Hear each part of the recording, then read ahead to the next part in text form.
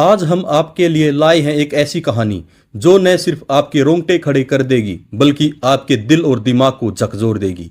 ये कहानी किसी हॉरर फिल्म की नहीं है, न ही किसी लेखक की कल्पना की। यह एक सच्ची घटना है जो महाराष्ट्र के कोल्हापुर में घटी। एक ऐसी घटना जिसने इंसानियत की सारी हदें पार कर दी। ये कहानी है सुनील कुचकोर्वी की, एक बेटे की जिसने अपनी मां की हत्या की और फिर जो किया उसे सुनकर आप विश्वास नहीं करेंगे।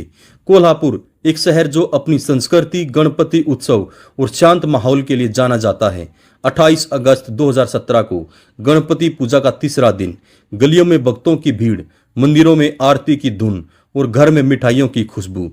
लेकिन माकड़वाला वहासत की एक छोटी सी झोपड़ी में उस दिन कुछ और ही हो रहा था। एक ऐसा खेल जो खून, क्रूरता और इंसानियत की हार का गवाह बना।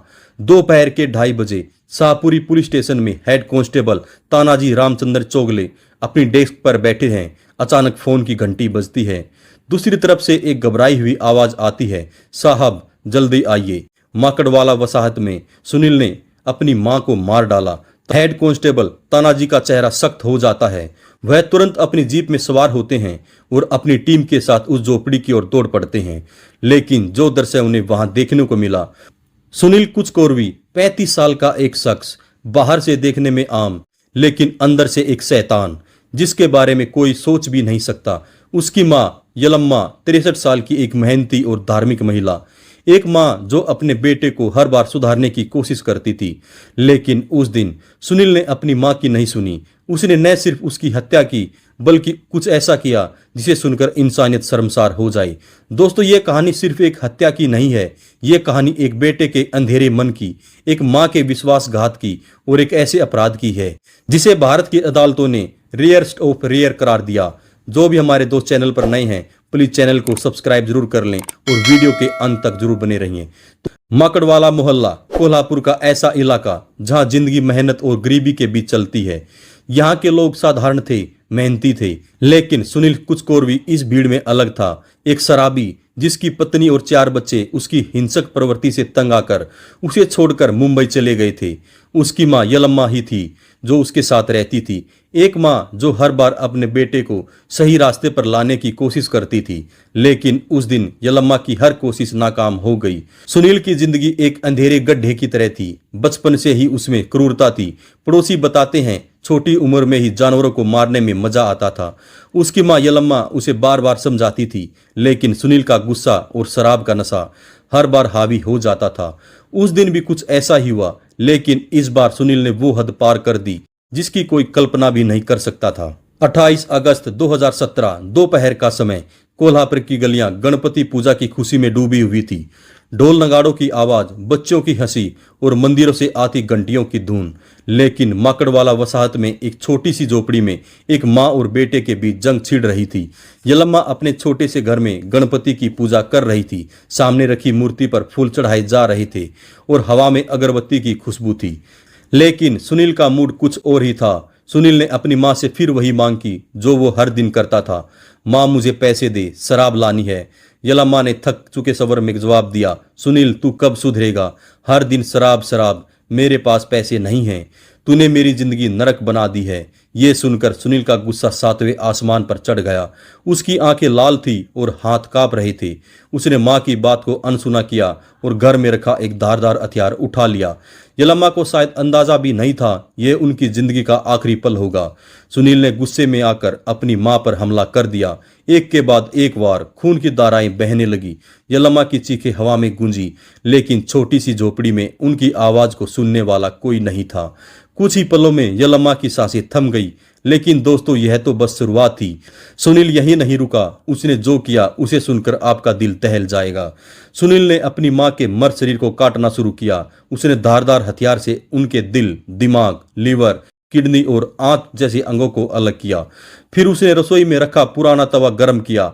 नमक और मिर्च डालकर उसने अपनी मां के अंगों को पकाना शुरू किया। जी हाँ दोस्तों, यह नरभक्षण की कहानी है। सुनील ने अपनी मां के शरीर के हिस्सों को पकाया और खा लिया। यह एक ऐसा अपराध था जिसने कोल्हापुर को दहला दिया। मयूर कंडले उस दिन घर के पास से गुजर रहे थे जब उन्हें अजीब सी गंध और हल्की हल्की चीखें सुनाई दी। मयूर ने सुनील के भाई राजू को बुलाया और दोनों ने हिम्मत करके झोपड़ी का दरवाजा खटखटाया। लेकिन जब वे अंदर दाखिल हुए तो उनके पैरों तले जमीन खिसक गई। खून से सनी दीवारें, फर्श पर बिखरे शरीर के टुकड़े और तवे पर जलता मांस। और सुनील वह खामोशी से बैठा था जैसे कुछ हुआ ही न हो। मयूर और राजू ने तुरंत पुलिस को फोन किया। हेड कांस्टेबल तानाजी और इंस्पेक्टर संजय मोरे अपनी टीम के साथ मौके पर पहुंचे। पुलिस वाले भी उस दृश्य को देखकर स्तब्ध रह गए। टीन की छत वाली झोपड़ी में खून की गंध और तवे पर पसली की हड्डी और मांस के टुकड़े। सुनील को तुरंत हथकड़ी लगाई गई, लेकिन उसकी आंखों में कोई पछतावा नहीं था। वो ठंडे स्वर में बोला, मैंने कुछ गलत नहीं किया। दोस्तों, सुनील कुचकोर भी कोई साधारण इंसान नहीं था। उसकी कहानी उस खौफनाक दिन से बहुत पहले शुरू होती है। माकड़वाला बसात की तंग गलियों में, जहां गरीबी और मेहनत एक दूसरे के साथी थे। सुनील का बचपन बीता, लेकिन वह बचपन वैसा नहीं था जैसे आप या हम सोचते हैं। ये एक ऐसी कहानी है जो क्रूरता, गुस्से और अंधेरे की नींव पर रखी है। सुनील का जन्म माकड़वाला वसाहत के एक गरीब परिवार में हुआ था। उसके पिता राम कुचकोरवी एक मजदूर थे जो सुबह से शाम तक मेहनत करते थे। माँ यलम्मा घर चलाती थी, छोटे मोटे काम करके। लेकिन सुनील वह शुरू से ही अलग था। पड़ोसी बताते हैं, सुनील बचपन में जानवरों के साथ क्रूरता करता था। गली के कुत्तों को पत्थर मारता था, मुर्गियों का गला दबाता था और चींटियों को जलाना यह उसके लिए खेल था।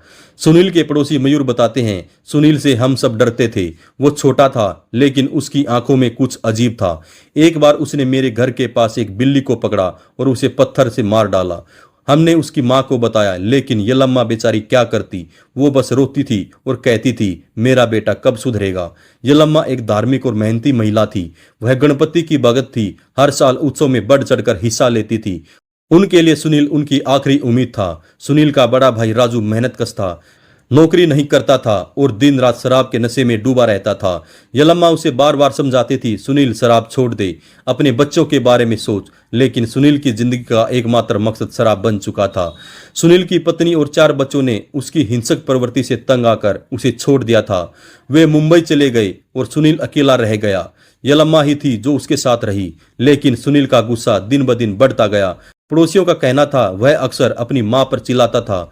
कभी कभी तो रात के अंधेरे में उसकी गालियां और यलम्मा की रोने की आवाजें गलियों में गूंजती थी। लेकिन एक सवाल जो आज भी अनसुलझा है, क्या सुनील ने पहले कोई ऐसा अपराध किया था जो दुनिया के सामने नहीं आया? पड़ोसियों की बातों से कुछ संकेत मिलते हैं। एक बुजुर्ग पड़ोसी ने पुलिस को बताया था, कई साल पहले गली का एक कुत्ता गायब हो गया था और सुनील को आखिरी बार उसी के पास देखा गया था। क्या यह सिर्फ संयोग था? 28 अगस्त 2017 की दोपहर जब पुलिस माकड़वाला वसाहत की उस झोपड़ी में पहुंची तो वहां का मंजर किसी हॉरर फिल्म से कम नहीं था। खून से सनी दीवारें, फर्श पर बिखरे शरीर के टुकड़े और तवे पर जलता मांस। सुनील कुचकोरवी खामोशी से बैठा था जैसे उसने कुछ किया ही न हो। इंस्पेक्टर संजय मोरे, जिन्हें कोल्हापुर में कई बड़े बड़े केस सोल्व करने का अनुभव था, वो भी उस दृश्य को देखकर सुन रह गई। पुलिस ने तुरंत मौके को सील कर दिया। फोरेंसिक टीम को बुलाया गया। तवे पर मिले मांस के टुकड़े, पसली की हड्डी और खून के नमूने सबूत के तौर पर इकट्ठा किए गए। सुनील को हिरासत में लिया गया और CPR हॉस्पिटल कोल्हापुर भेजा गया, जहां उसके नाखून और शरीर के लगे खून के नमूने लिए गए। DNA टेस्ट और फोरेंसिक साइंस लेबोरेटरी FSL की रिपोर्ट ने साबित कर दिया कि सुनील ने न सिर्फ अपनी मां की हत्या की, बल्कि उनके शरीर के अंगों को भी खाया था। पुलिस पूछताछ में सुनील का रवैया हैरान करने वाला था। उसने बिना किसी पछतावे के कहा, मां ने मुझे पैसे नहीं दिए, मैंने गुस्से में ऐसा कर दिया। लेकिन जब पुलिस ने पूछा कि उसने अपनी मां के अंग क्यों खाए, तो सुनील चुप हो गया। उसकी आंखों में एक अजीब सी ठंडक थी, जैसे वो इंसान नहीं कोई शैतान हो। इंस्पेक्टर संजय मोरे ने बाद में एक इंटरव्यू में कहा, मैंने अपने 20 साल के कैरियर में कभी ऐसा नहीं देखा है। सुनील के खिलाफ धारा 302 और अन्य धाराओं के तहत केस दर्ज हुआ। 2021 में कोल्हापुर की जिला और सत्र अदालत में इस केस की सुनवाई शुरू हुई। जज महेश जाधव की अदालत में यह केस रेयरेस्ट ऑफ रेयर माना गया। अभियोजन पक्ष ने सुनील की क्रूरता को साबित करने के लिए फोरेंसिक रिपोर्ट, DNA साक्ष्य और पड़ोसियों के बयान पेश किए। बचाव पक्ष ने दावा किया कि सुनील मानसिक रूप से अस्थिर था और शराब के नशे में उसने यह अपराध किया, लेकिन जज ने इस तर्क को खारिज कर दिया। जज महेश जाधव ने अपने फैसले में कहा, यह अपराध न सिर्फ क्रूर है बल्कि समाज के लिए खतरा है। सुनील कुचकोर्वी में कोई मानवता नहीं बची। अदालत ने उसे मौत की सजा सुनाई, लेकिन कहानी यहीं खत्म नहीं हुई। सुनील ने इस फैसले के खिलाफ बॉम्बे हाईकोर्ट में अपील की। 1 अक्टूबर 2024 को जस्टिस रेवती मोहित डेरे और पृथ्वीराज चौहान की खंडपीठ ने निचली अदालत के फैसले को बरकरार रखा। कोर्ट ने कहा, सुनील में कोई सुधार की संभावना नहीं है, उसमें नरभक्षण की प्रवृत्ति है और अगर उसे आजीवन कारावास दिया गया तो वो जेल में भी खतरा बन सकता है। सुनील कुचकोर्वी की कहानी सिर्फ एक अपराध की कहानी नहीं है, यह एक सवाल उठाती है, क्या कोई इंसान इतना क्रूर कैसे हो सकता है। मनोवैज्ञानिकों का कहना है सुनील की मानसिक स्थिति सामान्य नहीं है। कुछ का मानना है शराब और गुस्से ने उसे इस हद तक पहुंचाया, लेकिन कुछ विशेषज्ञों का कहना है सुनील में नरभक्षण की प्रवृत्ति थी जो बचपन से ही उसके अंदर छुपी थी। नरभक्षण एक दुर्लभ और जटिल मानसिक स्थिति है। यह कई बार बचपन की हिंसक प्रवृत्तियां दबे हुए गुस्से या गहरे मनोवैज्ञानिक आघात से शुरू होती है। सुनील का व्यवहार बताता है उसमें सामान्य इंसानी भावनाएं जैसे पछतावा या प्रेम लगभग खत्म हो चुके थे।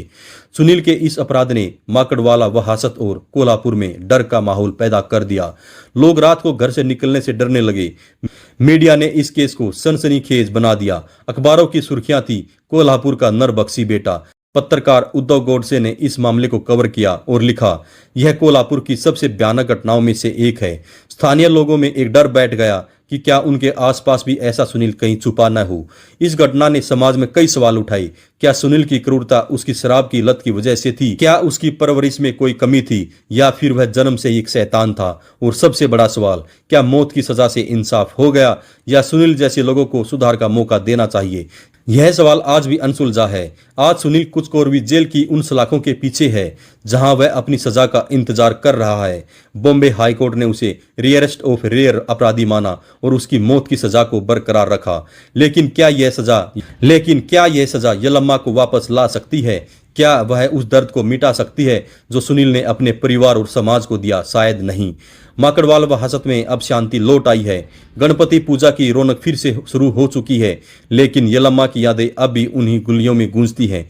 पड़ोसी आज भी उस दिन को याद करके सिहर उठते हैं। और एक सवाल जो आज भी हवा में तैर रहा है, क्या सुनील ने पहले भी ऐसी हरकतें की थी जो दुनिया के सामने नहीं आई? कुछ लोग कहते हैं कई साल पहले गली में कुछ अजीब घटनाएं हुई थी जिनका जवाब किसी के पास नहीं था। क्या वह सुनील का काम था? यह रहस्य शायद हमेशा रहस्य ही रहेगा। दोस्तों, यह कहानी सिर्फ सुनील और यलम्मा की नहीं है, यह एक चेतावनी है। हमारे आसपास ऐसे लोग हो सकते हैं जिनके अंदर का अंधेरा हमें दिखाई न दे। तो अगली बार जब आप किसी पर भरोसा करें तो थोड़ा सावधान रहें।